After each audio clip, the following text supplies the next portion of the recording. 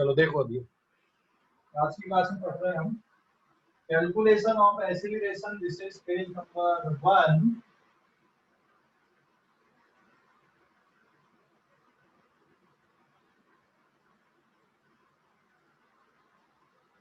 या फिर सीधे सीधे में लिख दूं, this is acceleration.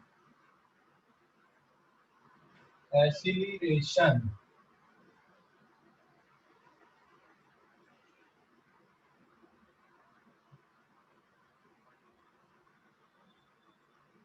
It is denoted by A. Speed क्या होती है, वेलोसिटी क्या होती है, और अब हम देख रहे हैं यहाँ पे एसिलरेशन। तो एसिलरेशन में भी दो कैलकुलेशन है। एक होता है average acceleration, delta V upon delta T लिखोगे। This is final velocity minus initial velocity upon final time minus initial time. This is change in velocity in a change in velocity divided by time interval। कितने time interval में velocity में कितना change हो रहा है उसका जो ratio आएगा, दिस इज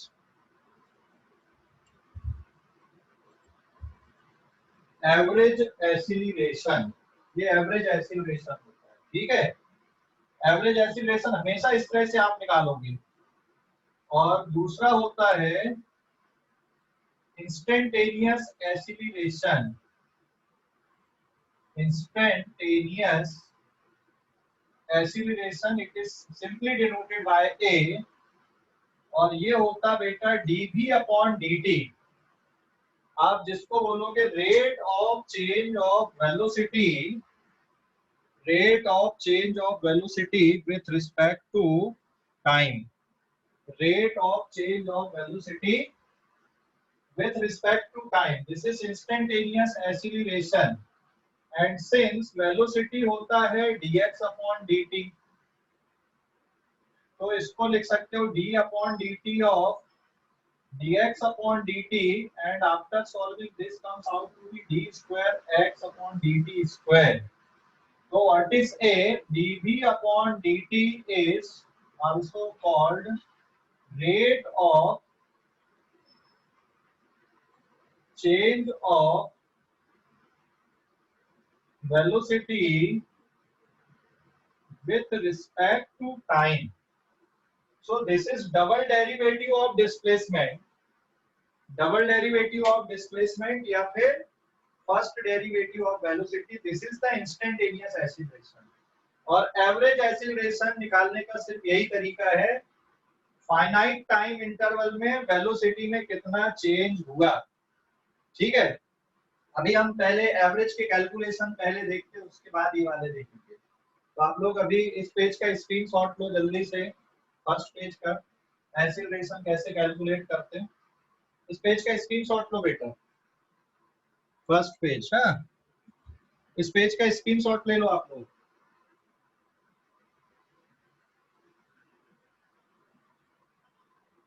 इस पेज का स्क्रीनशॉट ले लो।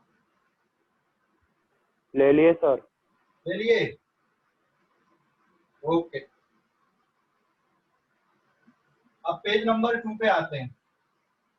तो यहाँ पे एवरेज एक्सीलरेशन के कैलकुलेशन में आपको ध्यान रखना है, एक तो साइन की भी जरूरत पड़ती है यहाँ पे।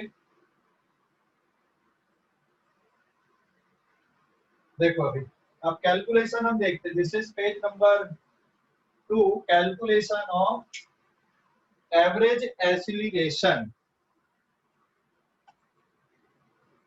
एक्सीलरेशन कैसे प्रोड्यूस होगा, और यहाँ पे एक बहुत इंपॉर्टेंट पॉइंट है, acceleration is equal to delta v upon delta t। This is average acceleration.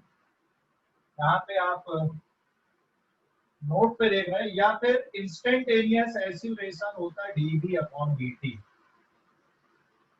मतलब किसी भी तरह से वेलोसिटी में चेंज होना चाहिए।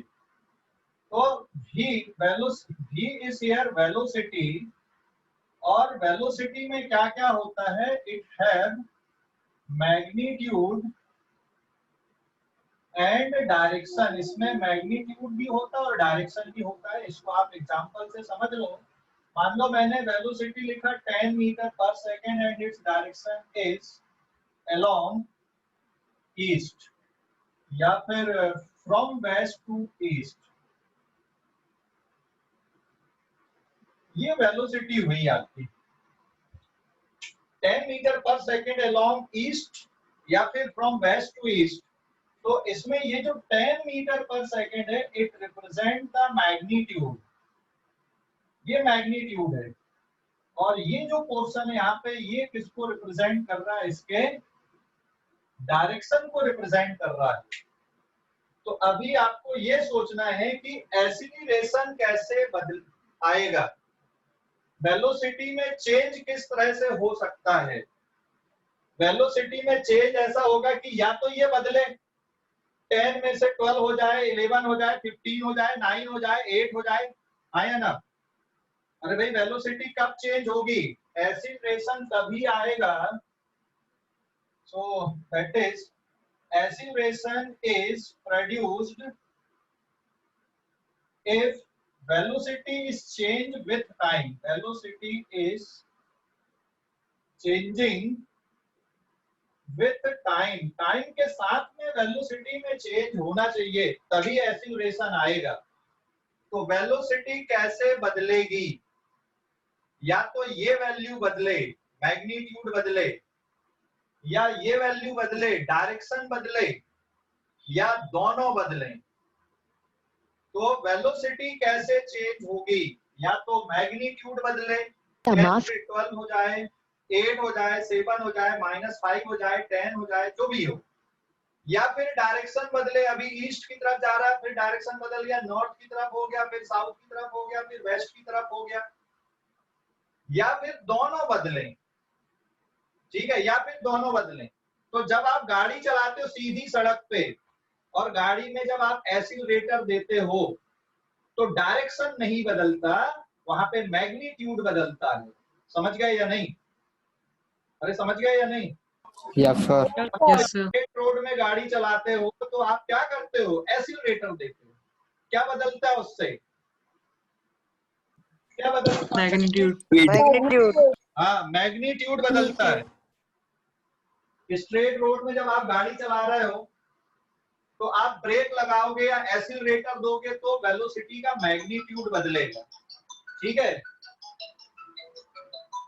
मैग्नीट्यूड बदलेगा। Is it clear? और जब आप टर्निंग पे आते हो, गाड़ी को टर्न करते हो, तो दो तरीके होते हैं टर्निंग पे। एक तो कांस्टेंट स्पीड से टर्न कर रहे हो, आप मान लो 20 किलोमीटर पर आवर की स्पीड से जा रहे हैं, तो उसी स्पीड से आप टर्न हो रहे हैं। तो मैग्नीट्यूड नहीं बदल रहा, लेकिन क्या बदल रहा है, उससे डायरेक्शन बदल रहा है। डायरेक्शन। अभी ईस्ट की तरफ जा रहे थे, फिर नॉर्थ की तरफ जाने लगे। समझ गए या नहीं? Yes sir. और अगर मान लो आप टर्निंग पे गाड़ी मोड़ रहे हो और स्पीड भी बदल रहे, पहले आपकी गाड़ी की स्पीड 40 थी, फिर आप धीरे धीरे स्पीड को 20 और फिर मोड़ रहे हो, या Yes, sir. बढ़ाते हुए मोड़ रहे हो, तो फिर तो दोनों चीजें बदलने लगी। Yes sir. माइक म्यूट रखो, माइक म्यूट रखो। इसका मतलब क्या हुआ, वहां पे डायरेक्शन भी बदला और मैग्नीट्यूड भी बदला। तो एक्सीलरेशन प्रोड्यूस होगा जब वेलोसिटी चेंज होगी। This is very important line. Acceleration is produced if velocity is changing with time, and velocity can be changed. Velocity can be changed if magnitude change. दूसरा, if direction change, और तीसरा both are change, और both are change. अभी समझ गए? तो acceleration तीन तरह से प्रोड्यूस हो सकता है। वेलोसिटी का मैग्नीट्यूड बदले, वेलोसिटी का डायरेक्शन बदले, या दोनों बदले। अभी समझ गए एक्सीलरेशन का मतलब? ये एक नई फिजिकल क्वांटिटी को डिफाइन करने की जरूरत पड़ी थी। ये डेफिनेशन है। Acceleration is not the law, it is a definition. Ohm's law है, Newton's law of gravitation law है, but speed, rate of change of distance, velocity, rate of change of displacement, acceleration, rate of change of velocity, it is a definition. समझ गए? तो ये definition है acceleration की कि एक नई फिजिकल क्वांटिटी को जानने की जरूरत हुई थी कि जिसमें वेलोसिटी भी वेलोसिटी में चेंज हो किसी तरह से, तो उसको क्या बोला जाएगा? तो उसका नाम दिया गया कि इसको एक्सीलरेशन बोला जाए। जब आप गाड़ी को एक्सीलरेट करते हो, जब दौड़ते हो अपनी स्पीड बढ़ाते हो या फिर रुकते हो तो स्पीड कम करते हो। समझ गए या नहीं? क्लियर हो गया अभी एक्सीलरेशन के बारे में या डाउट है कुछ? क्लियर हो गया सर। ओके, क्लियर है सर। इसकी यूनिट अपन ने ऑलरेडी पढ़ा हुआ है, तो यूनिट में मेरा फोकस नहीं है। अगर आप देखोगे तो वेलोसिटी की यूनिट या चेंज की यूनिट मीटर पर सेकंड और टाइम की unit second. So unit is metre per second square, this is the SI unit. तो यूनिट बताने की जरूरत नहीं है, ऑलरेडी हमने पढ़ा हुआ है, इसलिए मेरा फोकस अब यूनिट पे नहीं है यहाँ पे। अब मेरा फोकस उनकी डेफिनेशंस पे है। समझ गए या नहीं? तो एक्सीलरेशन कब प्रोड्यूस होता है, ये बिल्कुल क्रिस्टल क्लियर हो गया, आपके दिमाग में आ गया कि एक्सीलरेशन तभी प्रोड्यूस होगा जब वेलोसिटी का मैग्नीट्यूड बदलेगा या डायरेक्शन बदलेगा या दोनों बदलेंगे। आप ऐसा भी बोल सकते हो, एक्सीलरेशन तब प्रोड्यूस होगा जब स्पीड की वैल्यू बदलेगी या फिर स्पीड का डायरेक्शन बदलेगा। स्पीड के साथ में डायरेक्शन ऐड कर दो तो वो वेलोसिटी बनता है। तो पहले वेलोसिटी नहीं आई थी, पहले तो सिर्फ स्पीड में काम चल रहा था, लेकिन बाद में चल के कुछ और सिचुएशन आई होंगी, तो फिर स्पीड से काम नहीं चला होगा, तो फिर उन्होंने वेलोसिटी डिफाइन किया। फिर वेलोसिटी डिफाइन हो गई, उसके बाद फिर उससे भी उनका काम नहीं चला होगा, तो फिर एक्सीलरेशन को डिफाइन करना पड़ा। समझ गए? तो साइंस इसी तरह से डेवलप होती है। तो अभी आप लोग इस पेज का screenshot low, this is page number 2। Acceleration कैसे प्रोड्यूस होता है ये मैंने यहाँ पे डिस्कस किया है। जल्दी से स्क्रीनशॉट ले लो, इस पेज का स्क्रीनशॉट लो। ले लिए? Yes sir. Yes sir. हाँ,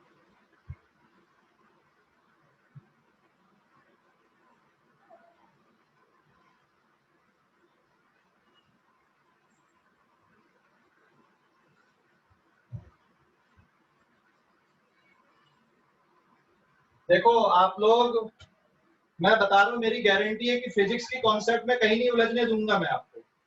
आप उलझोगे तो कैलकुलेशन में, वो आपका हो सकता है आप कैलकुलेशन में उलझो, इसलिए आप कैलकुलेशन पार्ट को अच्छे से करते चलो, क्योंकि फिजिक्स में चैप्टर में लिमिटेड कॉन्सेप्ट हैं, बाकी कैलकुलेशन है।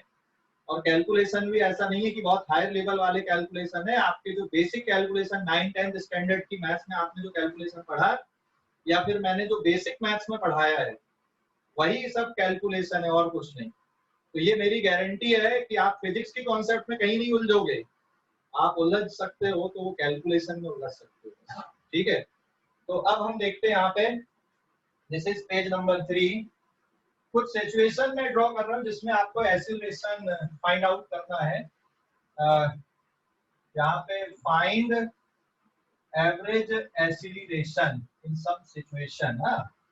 एवरेज एक्सीलरेशन आपको निकालना है, और इसमें ये फर्स्ट डायग्राम, ये सेकंड डायग्राम और ये थर्ड डायग्राम सिचुएशन देखना। अभी यहाँ पर एक कार है, कार की वेलोसिटी अभी t=0 पे u=10 मीटर पर सेकंड है। फिर कुछ देर बाद, सॉरी, इसको आपने लिया 2, फिर कार की वेलोसिटी v= हो गई 12 मीटर पर सेकंड और t= कितनी देर में? 5 सेकंड में। तो 0 से 5 सेकंड के बीच में कार का एवरेज एक्सीलरेशन कितना है?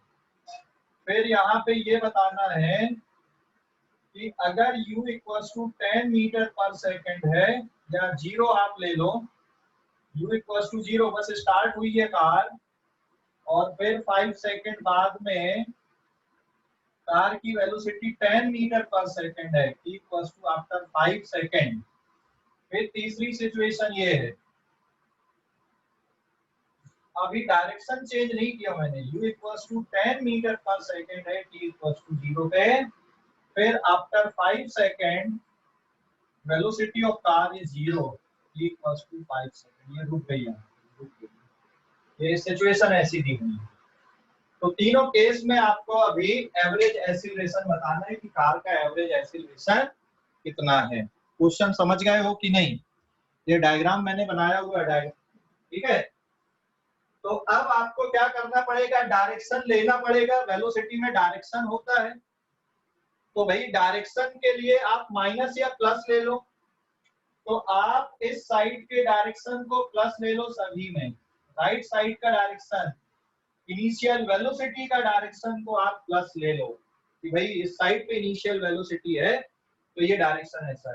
तो ये कौन सी कंडीशन है? This is initial condition, this is initial condition t equals to 0, this is initial condition, this is final condition, ये फाइनल कंडीशन है। तो अब पहले वाले में acceleration delta v upon delta t, final velocity minus initial upon time taken, tf minus ti कर दो। Final velocity अब इस साइड का डायरेक्शन प्लस है, तो ये plus 12 minus of plus 2 divided by 5, और सॉल्व करने पे कितना हो गया 10 अपॉन 5, ये meter per second divided by second. Answer is 2 meter per second square. Plus 2 meter per second square क्या है? पहले वाले में एक्सीलरेशन है। सेकंड वाले में एक्सीलरेशन डायरेक्ट बताओ अब आप। Delta 2 meter per second. Final minus initial upon time taken कितना है 10 minus 0 divided by 5, this is also plus 2 meter per second. तीसरे वाले में बताओ आप acceleration delta minus 2 meter per second. Final velocity minus initial upon time taken, final velocity 0, initial plus 10 upon 2, so this is sorry 5, this is minus 2 meter per second square. हाँ, तो ये वाले case में जो एक्सीलरेशन है वो पीछे की तरफ है। देखो यहाँ पे एक्सीलरेशन का डायरेक्शन भी इधर है, यहाँ पे एक्सीलरेशन का डायरेक्शन राइट साइड पे है, लेकिन यहाँ पे एक्सीलरेशन का डायरेक्शन पीछे की तरफ है। समझ गए या नहीं? समझ गए? अरे भाई समझ गए? Yes sir. Yes sir. हाँ, यस सर। अभी और सिचुएशन ले रहा हूँ मैं। अभी आप लोग इस पेज का स्क्रीनशॉट ले लो।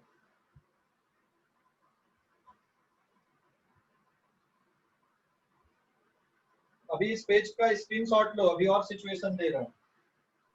सर आपने एक बार पढ़ाया था ना? हाँ, एक बार और पढ़ाया था, अभी एक बार और देखो, जल्दी जल्दी देखो। हो गया? ले लिए? Yes sir. Yes sir. Sir एक मिनट।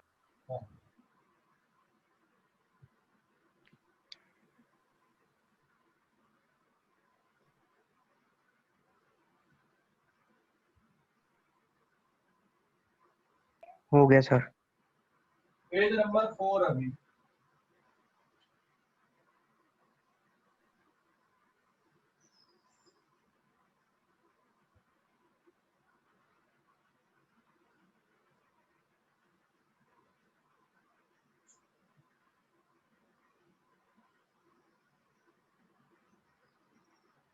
देखो इसमें सिचुएशन ये है, t इक्वल्स टू 0 पे कार यहाँ पर है।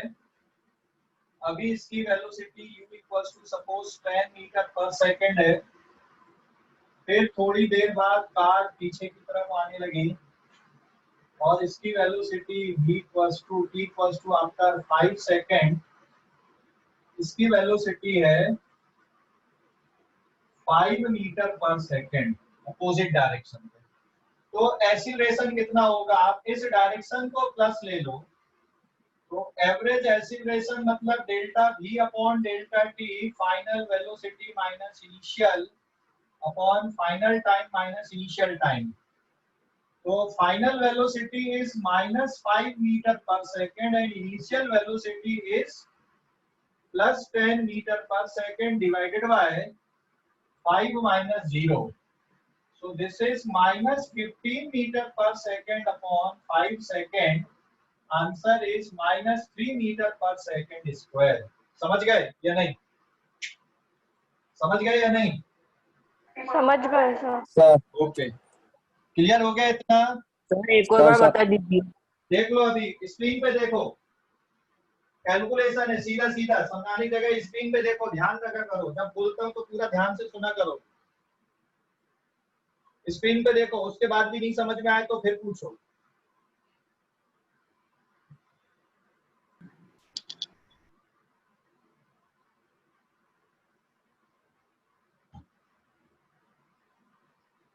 आपने लेफ्ट से राइट का डायरेक्शन प्लस लिया है, तो ये इनिशियल वेलोसिटी प्लस 10 है और ये फाइनल वेलोसिटी क्या है इसकी? -5। समझ गए? -5 क्यों लिए? समझ गया।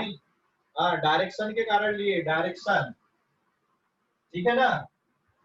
हेलो, अरे समझ गए? Yes sir. समझ गया। Yes, sir. ओके, अब इस पेज का स्क्रीनशॉट लो, पेज नंबर 4 का, जल्दी से पेज नंबर 4 का स्क्रीनशॉट लो। ले लिए? Done sir. Yes, sir. Page number 5।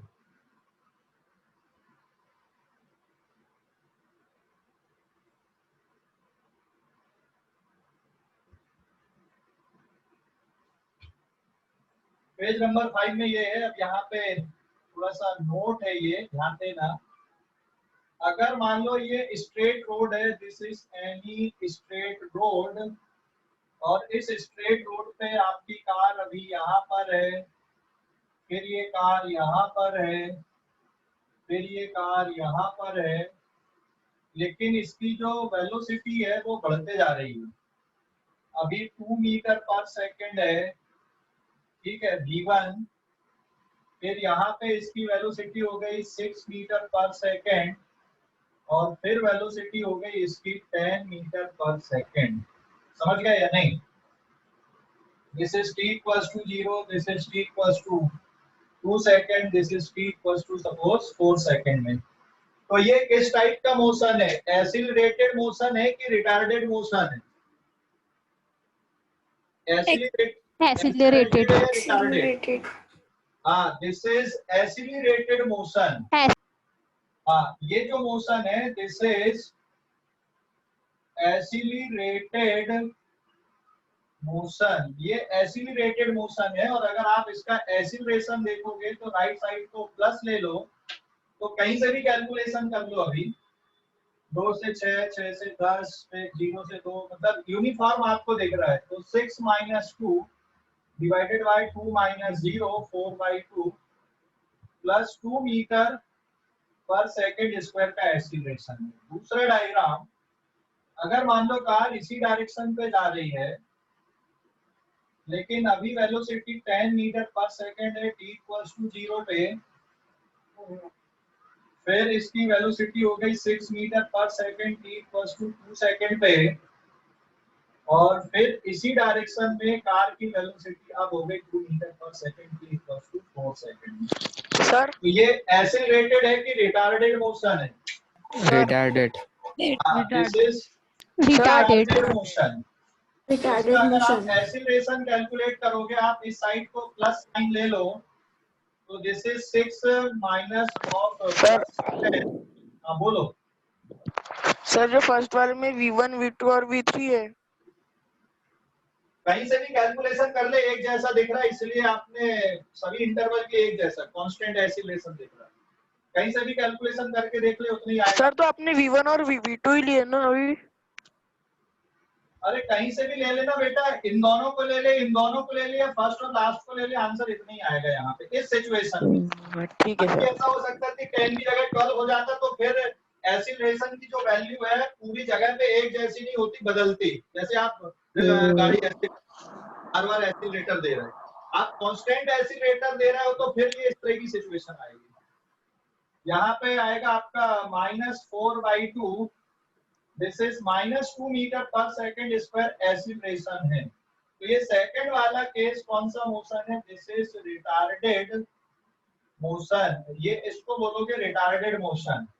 तो यहाँ पे पहले वाले केस में जो एक्सीलरेशन आ रहा है, एक्सीलरेशन इज +2, सेकंड वाले केस में जो एक्सीलरेशन है this is -2 meter per second. तो ध्यान देना यहाँ पे acceleration is -2 meter per second square, but अगर आप रिटार्डेशन बोलोगे तो retardation is +2 meter per second square. Actual में रिटार्डेशन का मतलब माइनस ऑफ एक्सीलरेशन होता है, नेगेटिव एक्सीलरेशन को ही आप रिटार्डेशन बोलते हो, ठीक है। तो मोशन को देखो, एक्सीलरेशन रिटार्डेशन कैसे रिलेट किए हमने उनको। अरे भाई समझ गए या डाउट है कुछ अभी? नो सर, समझ गए। No sir. है डाउट है? समझ गया पूरा? क्लियर हो गया? हाँ ओके, तो जल्दी से ले लिए। Yes sir. ये तो हो गया सीधा सीधा केस जहां पे आपने एवरेज कैलकुलेट किया। अब इंस्टेंटेनियस कैसे कैलकुलेट करोगे?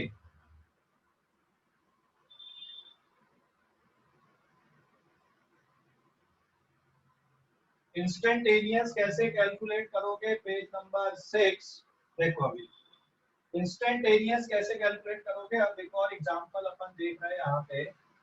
Suppose this is any straight road और यहाँ पे कोई कार है या बस है या गाड़ी है, कोई भी आप मान लो। दिस इज x = 4 पे, t = 0 पे, ये इस डायरेक्शन पे जा रही है और एनी टाइम t पे इसकी पोजीशन x है, ये यहाँ पे।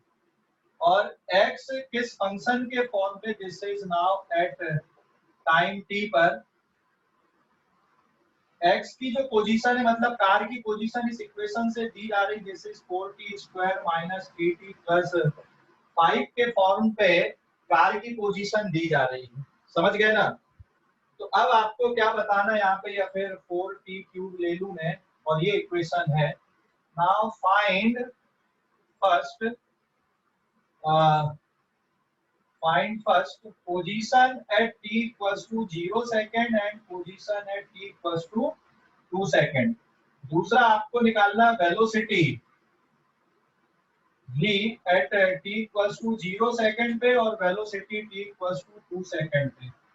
फिर आपको निकालना तीसरा एक्सीलरेशन a t = 0 पे और एक्सीलरेशन t = 2 सेकेंड पे। तो ये जो हम एट की बात कर रहे हैं, तो यहाँ पर ये इंस्टेंटेनियस कैलकुलेशन हमको करना है कि भाई इंस्टेंटेनियस वैल्यू क्या आएगी।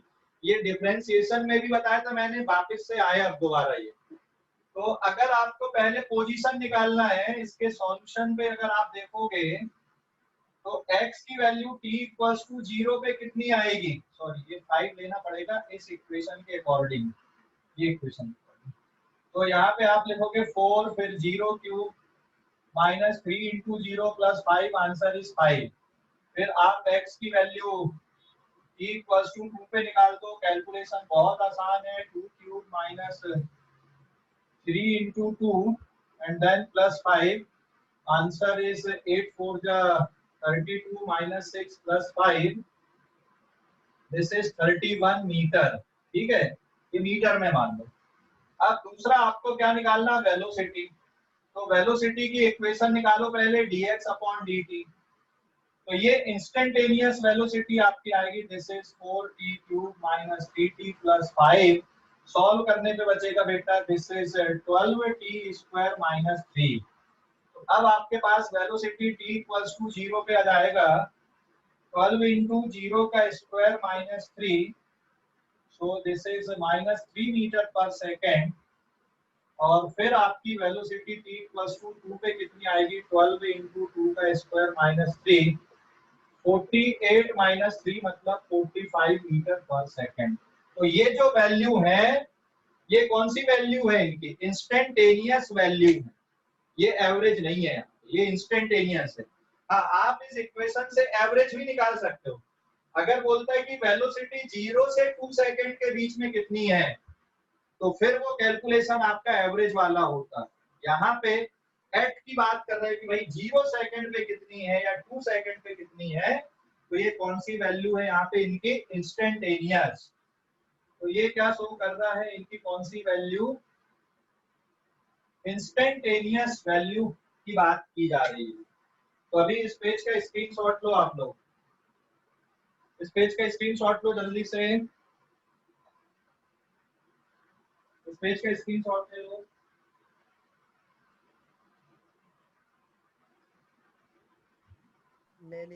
ले लिए sir.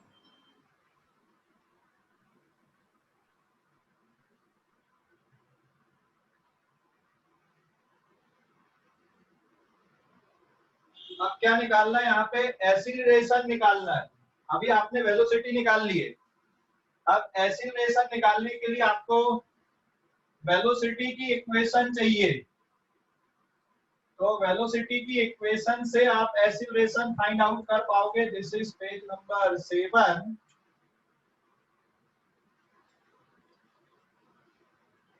Now acceleration A equals to dv upon dt।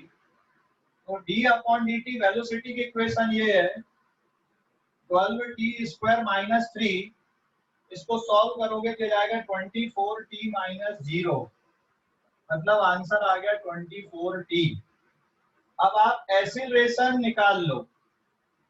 Acceleration मैं यहाँ पे दोबारा लिख दूं, x है 4t cube minus 3t plus 5, velocity हो गया 12t स्क्वायर माइनस 3, और अब आपका आ गया एक्सीलरेशन। तो एक्सीलरेशन की वैल्यू 0 सेकंड पे कितनी है, 24 इंटू 0, 0। एक्सीलरेशन की वैल्यू t इक्वल्स टू 2 पे निकाल लो, 24 इंटू 2, दिस इज 48 आ गया आंसर। समझ गए कि नहीं? तो ये कौन सी वैल्यू कहलाती है, इनकी इंस्टेंटेनियस वैल्यू कहलाती है। तो इंस्टेंटेनियस वैल्यू आप इस तरह से कैलकुलेट करोगे डिफरेंशिएट करके। समझ गए या नहीं? Yes sir. एक बार और पढ़ चुके अपन इसको, डिफरेंशिएशन बता रहा था सर एक बार और बताओ ना सर ये वाला। क्या बेटा?